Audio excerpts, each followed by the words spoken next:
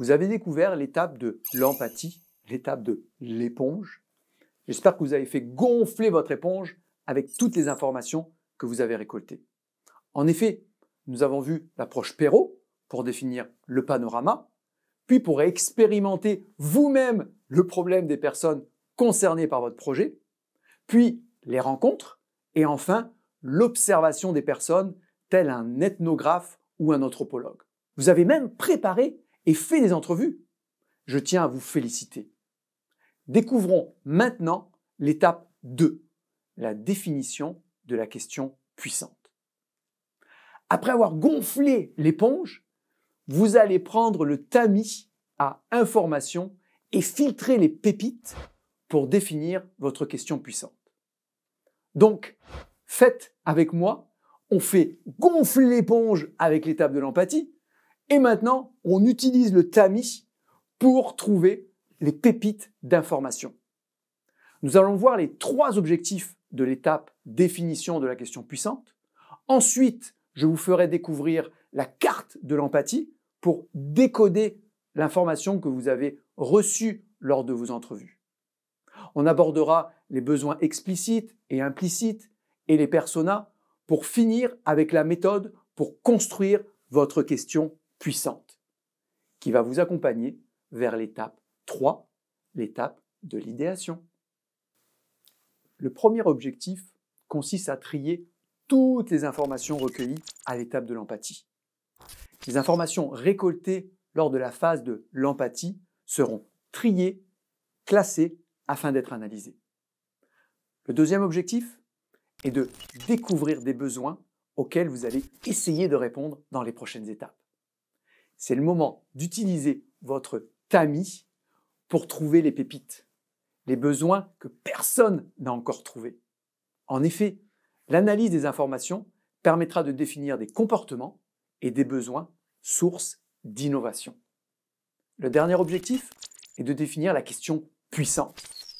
Grâce aux besoins découverts, vous allez avoir tous les ingrédients et toute l'inspiration pour créer votre question puissante auquel vous allez répondre lors de l'étape 3, l'étape de l'idéation.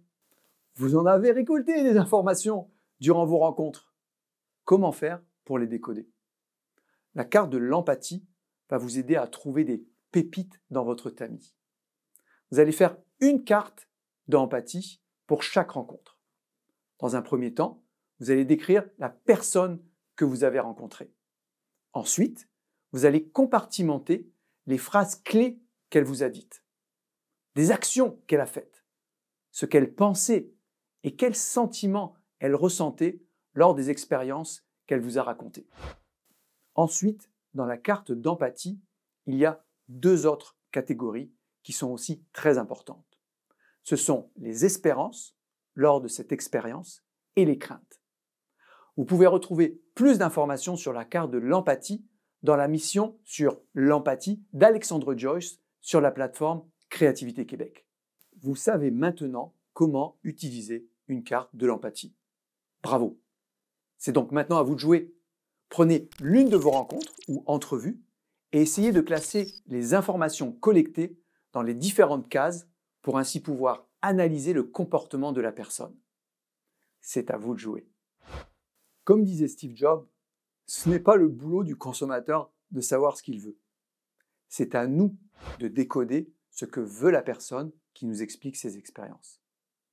C'est certain que la personne va vous expliquer ce qu'elle désire, ses besoins. C'est ce que l'on appelle des besoins explicites. Ce sont des besoins que la personne va exprimer naturellement sans même qu'on lui demande. Le défi le plus amusant, c'est de découvrir des besoins implicites. Ce sont des besoins auxquels les personnes ne font pas attention, mais que vous pouvez découvrir en les observant. Si vous me dites que ce n'est pas facile à découvrir, vous avez totalement raison.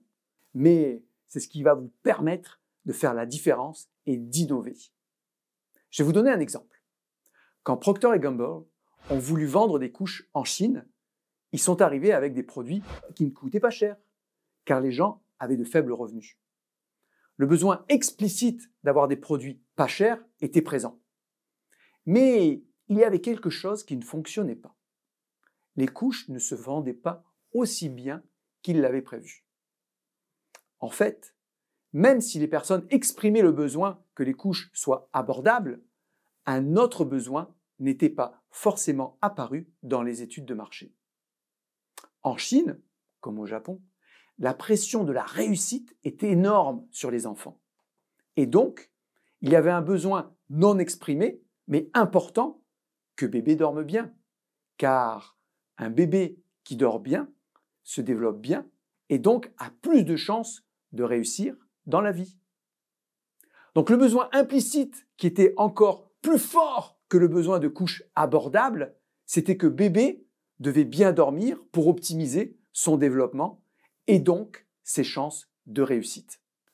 Et vous, suite à vos observations et vos rencontres, quels sont les besoins implicites et explicites que vous avez décelés? Je vous l'ai dit, vous avez un tamis et vous essayez de trouver les pépites grâce aux outils que je vous donne. Je vous laisse analyser tout ça et revenir avec votre analyse des besoins. Parlons maintenant des personas. Une fois que vous aurez analysé vos informations, vous allez créer des profils de comportement.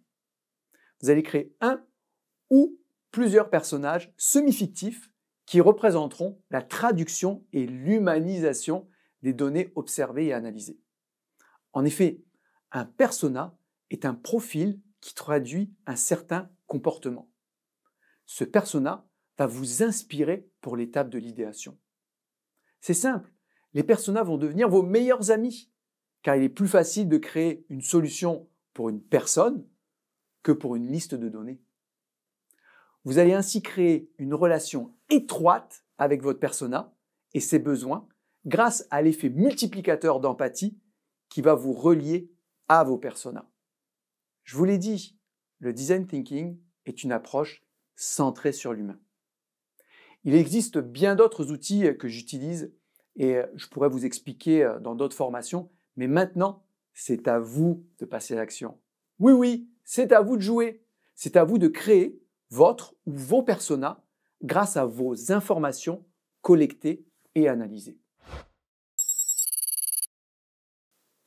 Maintenant que vous avez trouvé vos pépites dans votre tamis, il est temps de rédiger votre question puissante. Nous arrivons à l'une des étapes de convergence de l'approche design thinking. Ce n'est pas de tout repos. Vous allez commencer par choisir un besoin à fort potentiel d'innovation parmi ceux que vous avez détectés, ainsi que le sentiment relié à ce besoin. Ensuite, vous allez compléter la phrase suivante. Décrivez votre cible. A besoin d'une façon de, décrivez le besoin de la cible. Afin de se sentir, décrivez votre déduction ou le désir ou le sentiment. Prenez un exemple. Ça sera plus simple. Prenons comme exemple le profil d'un père de famille qui veut acheter une voiture. La question puissante pourrait être: un père de famille a besoin d'une façon de choisir une voiture afin de se faire plaisir et d'avoir un comportement éco-responsable. Prenez un peu de temps pour réfléchir à la formulation de votre phrase. On se revoit tout de suite après.